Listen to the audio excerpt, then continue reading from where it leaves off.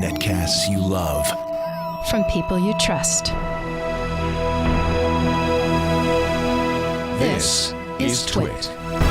Bandwidth for i5 for the iPhone is provided by CacheFly at CACHEFLY.com.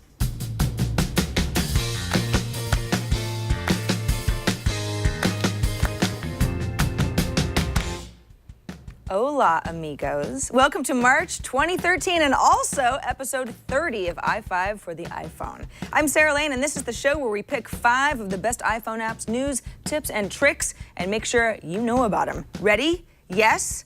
Okay, let's go. Number 1. So last weekend, a few friends and I took a little road trip out of town to visit our buddies and their very, very, very cute baby down in Southern California. And as you might imagine, we took lots of pictures. Pictures. And as it always is with a group of people taking a bunch of pictures of each other, we all wanted to share these pictures in a single place somewhere that everybody could have access to, look at the pictures, download the pictures, enjoy the pictures. I've got the perfect app for you to do just this, and it's called Cluster. So here's what you do. You download the app and tap the plus sign in the upper right-hand corner to start a new cluster. Give it a name, a location if applicable, then just start adding photos from your camera roll. When you're happy with your collection, you start adding friends. That part's really easy. Cluster can scan your iPhone contacts or your Facebook friends, and if they're not already Cluster users, you can invite them. Once your friends are part of the cluster, they can share their photos with the group too, and everybody can save shared photos to their local camera rolls. Now, if you don't have a specific event to share, that's fine. Cluster will do its best to group your photos by date. And if your friends share clusters with you, all those photos are right there in your feed.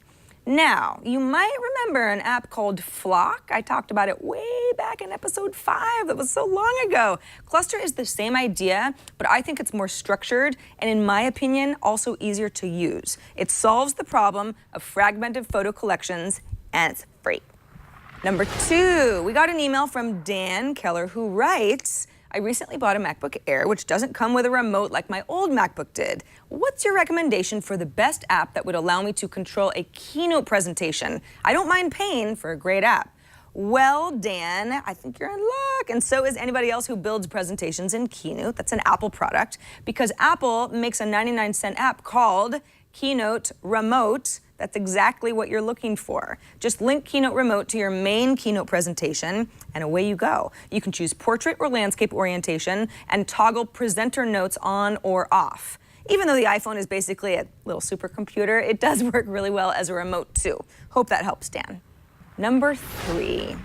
Danny in Brady, Texas also wrote in with a little tip for the iPhone settings panel. He writes, for a long time, I had difficulty sliding the on and off buttons in my iPad and iPhone settings. Then I accidentally discovered that all you have to do is tap them.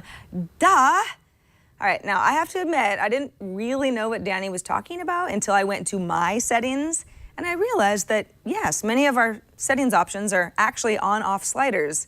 I've always tapped them, but as Danny and possibly you may have noticed, if you want to slide them, it doesn't really work that well, even though they're technically sliders. There's not much to grab in the area. So if for any reason you've been really frustrated trying to toggle certain settings on or off and dragging has been a drag, try tapping instead.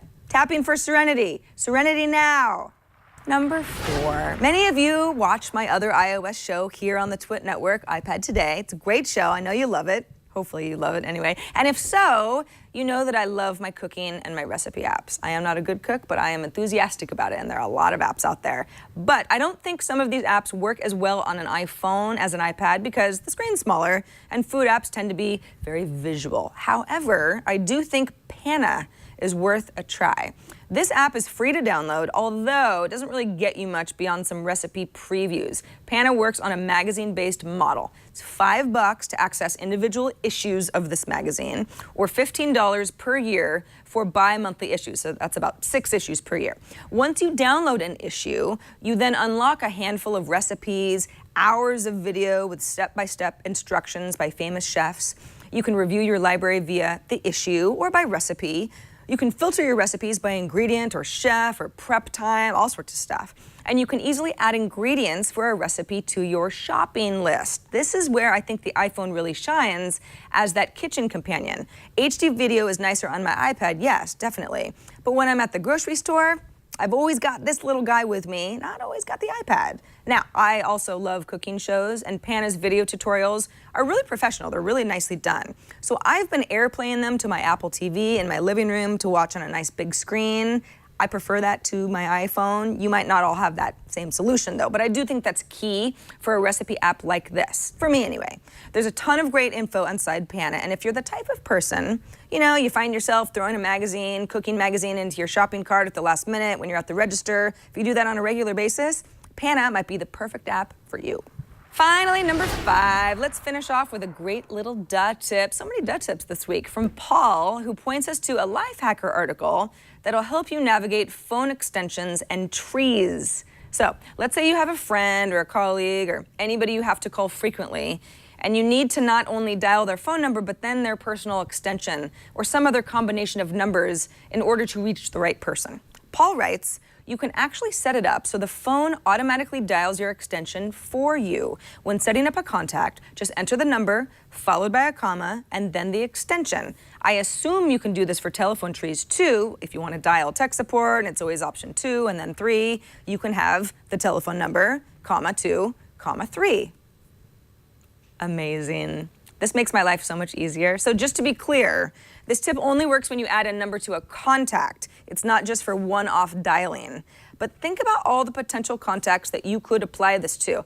Doctor's office, the bank, drugstore, your wireless carrier. All examples of numbers you might call at least somewhat regularly that you could control a little better from the get-go. And in case of phone trees, one pause is 1 comma, but if you add a few different commas, you can navigate the phone tree.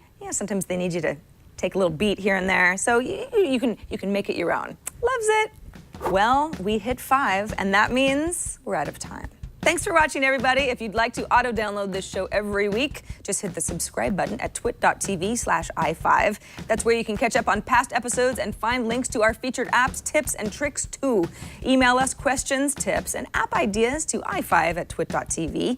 Leave us a voicemail at 614 on i5, or send us a video with an app review of your own. I'm Sarah Lane, and I'll see you next week on i5 for the iPhone.